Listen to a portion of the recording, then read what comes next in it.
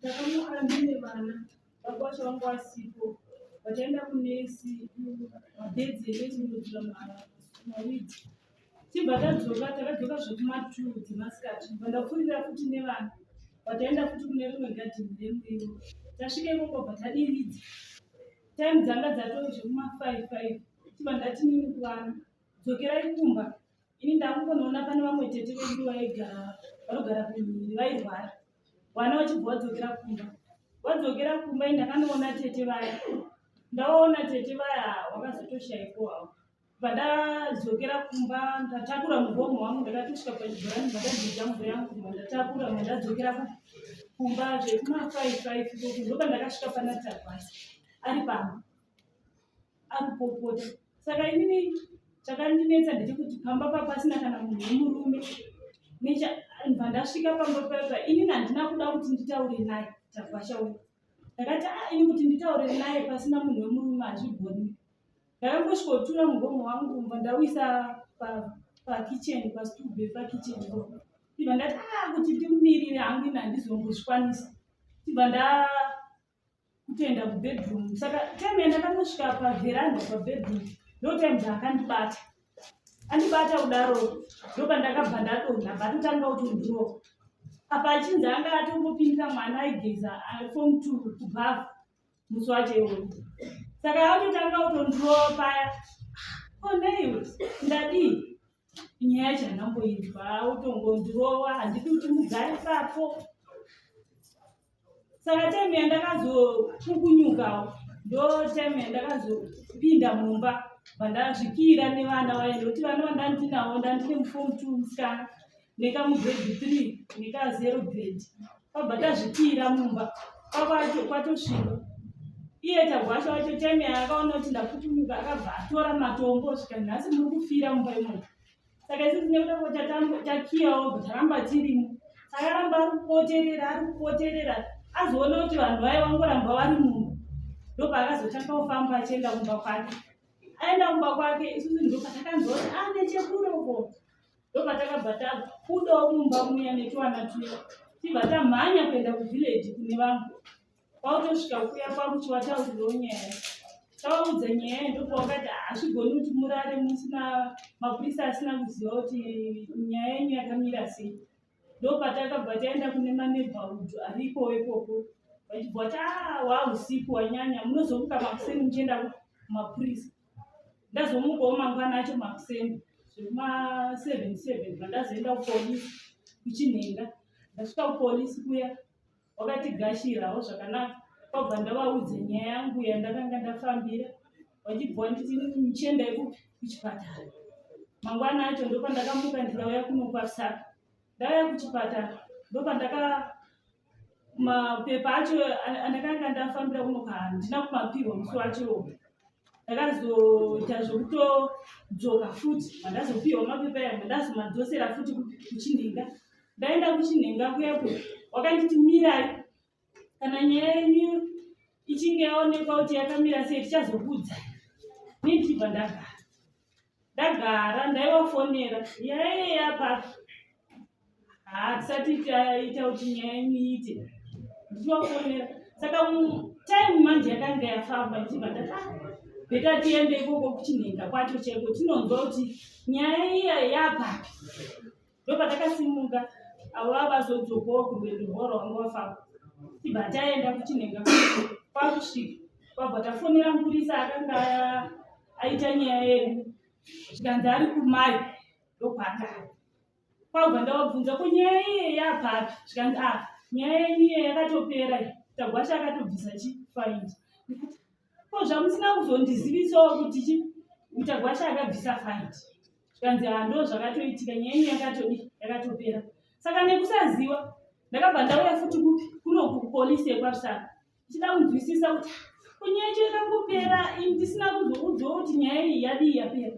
Ndasvika kupolisi kwaSACA kuno wakabva wanditi mbuya maita basa mauya kuno asi nyaya yenyu hariko kuno nyaya yenyu iri kuinyati chidzokerai motanga kuzoenda kuinyati. Ndoshuwa ndakadzokera kumba mandasvika mandataurawo mafambiro anandaita ndibva ndazotsvaga bhaiki nokuti kwese kufamba kwatinenge tichida tinenge tichitotsvagawo mamota bhaiki. Ndibva ndatsvaga bhaiki vataenda kuinyati kuya. Ndasvika kuinyati zveshuwa wakandigamuchira zvakanaka. Ndibva ndaudzwa kuti ndine nyaya yangu yakamira so. Wachibva watarisa mumapepa mawo zveshuwa. Watarisa wakati zveshuwa nyaya yenyu yakatopera. Yakapera chirudzii musina kuzondizivisawo kuti nyaya yapera. Yakatopera kuti Tagwasha akatobvisa faini musi muna October 18 October. Alright, hazvina kutatanga. Ndadzokera futi kumba. Ndasvika kumba mandatosvika mandavaudzawo ndikati zvanzi nyaya yakadii yakapera. Ndobva takazofungwa kuti ini nyaya yangu semunhu asina kuyananiswa ini ndakutenda pashi ndinonzwa kuti ndo zvinoitwawo here mumafambiro akaita nyaya yacho. Ndobva takazoenda paishe kusvika tizosvika pano nhasi.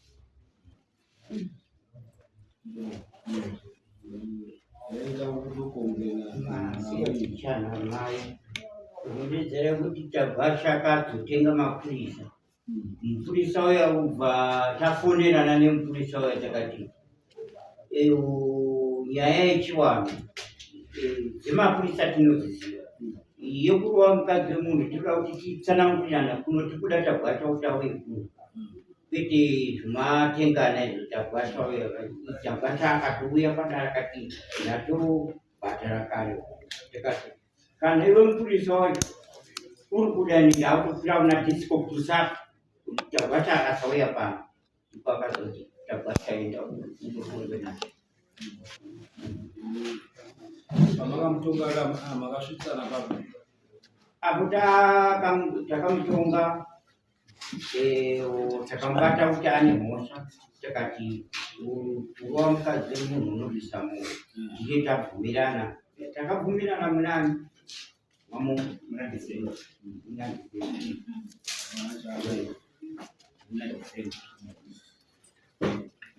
Saka nemakosi enyu munoda kubhadharwa nechii?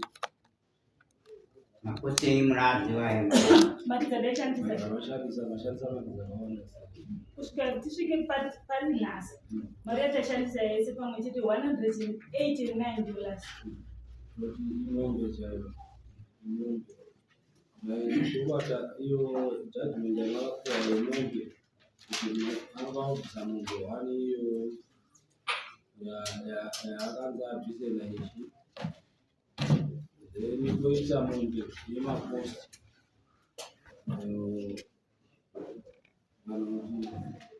$280 yamataura yemapost inenge iri mombe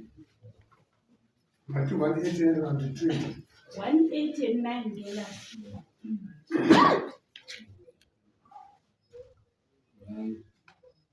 then kuva mukadzi wemunhu hazvizivi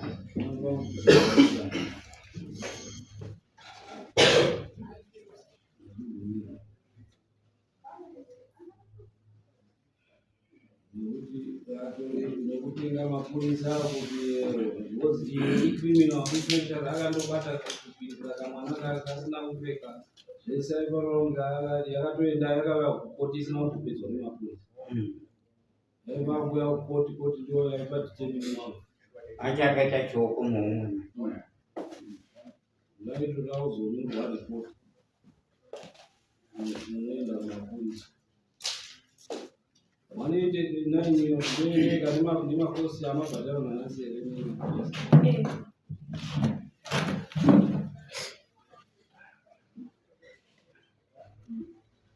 angowabvisa chiri kudaro uri kure uko pakachangamira ndaida kuti tibatsire padiki kuti amai ako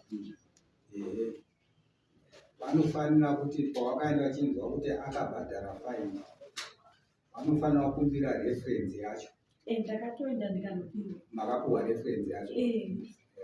Kuti inenge yaane mamedical affidavit. Yaifanira kunge nyaya yakauya kukoti. Saka kana waine referensi iyoyi yakatonaka kuti achipuwa judgment. uwane kubata mukati Motipa reference ya kana hiyo mukatipindira motipa iyo mnenge ifo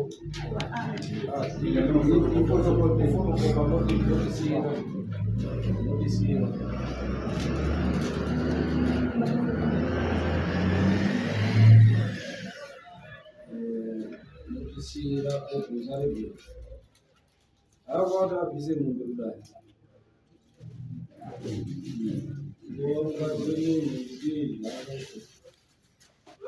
saka mundu mbili wani makosi wani mkuripia wani idara then inyore judgment ishe kukai kundra kuro kule kwenyu kanyorwa judgment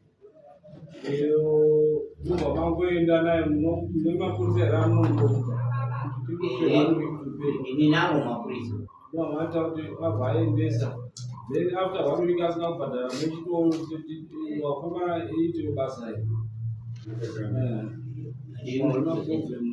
utoraidza naye then anozobvisa imwe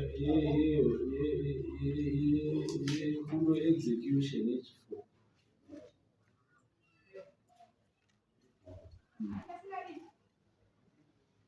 Alibongana. Ana.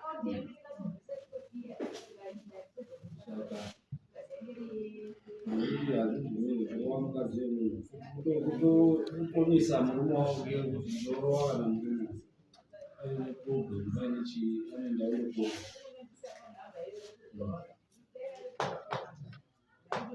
judgment inonyoreka nhasi ukurati ndokusenzeswa matero imwe anodzokera adii tatara kumisa mapundu vatimiri moita sekuti judgment kurochiuseni saka mirendo yekumudzora kuti vangoti sizini yange yatoya kuno vamboita zvinhu zviripo ifoti yayabva nemupurisa kuno vamboita zvinhu zviripo pakusisa mafitiro kusenzisai azoite zviripo imari default tiye samoni mabhadhara mari yamai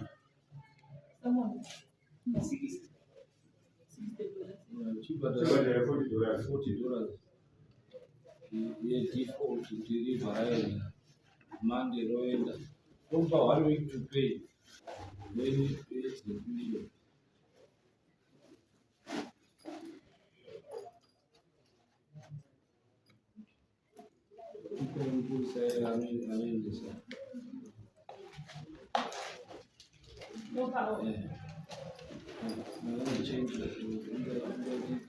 change right okay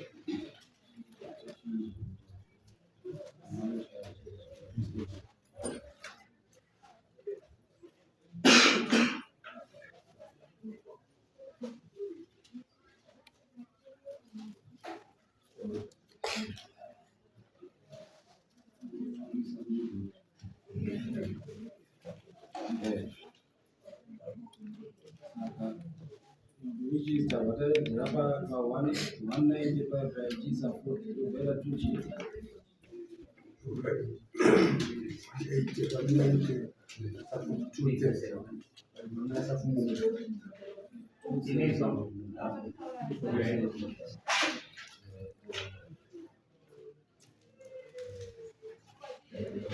When out there, the money before. Right. Okay.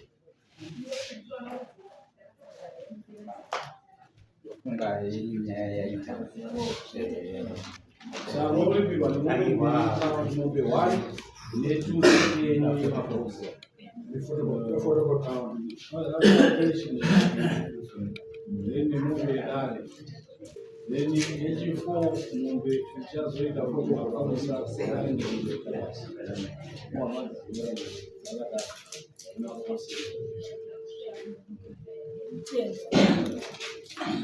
next.